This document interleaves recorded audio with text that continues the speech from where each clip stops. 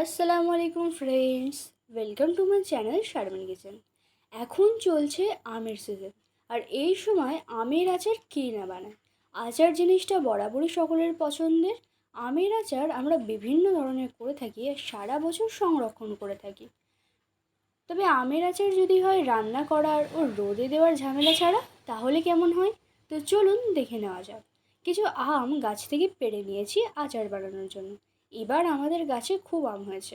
আমগুলি ছিলে ধুয়ে গ্রেট করে নিয়েছি এইভাবে। আর ধোবো না।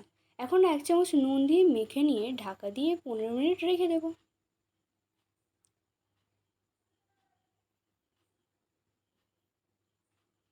15 মিনিট পর ঢাকা তুলে নিয়ে দেখাচ্ছি। আম থেকে অনেক জল বার হয়েছে নুন দিয়ে মাখানোর ফলে। এখন একটি পরিষ্কার কাপড়ের মধ্যে দিয়ে ভালো করে চেপে আমের রস ও কষ বার করে নেব। দেখুন, খুব ভালো করে চেপে আমের কষ বার করে নিয়েছি।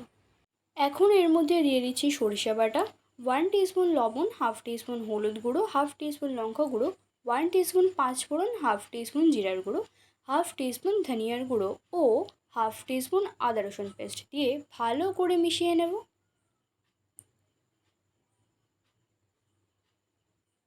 মিশিয়ে নেওয়ার পর 1/2 কাপ চিনি দিয়ে আবারও মেখে নেব।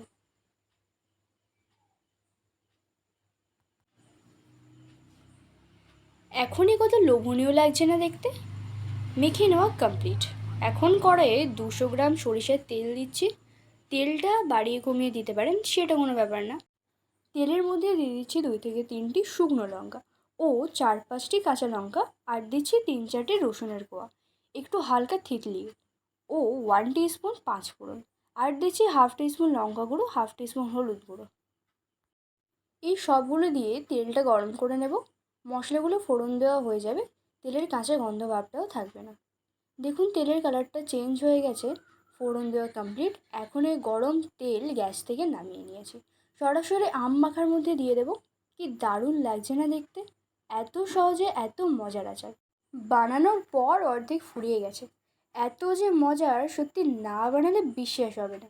আপনি বানানোর পর ভাববেন এত সহজ একটি আচার আগে কেন বানাইনি। যে কেউ বানিয়ে ফেলতে পারবেন রান্না করার ও রোদে দেওয়ার ঝামেলা ছাড়া। মজার একটি আচার।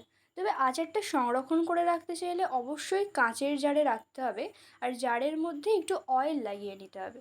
এতে করে আচারে ছত্রাক পড়বে না। এবার আচারগুলি জারে ভরে নিচ্ছি। আজকের ভিডিওটি কেমন লেগেছে কমেন্ট করে জানাবেন।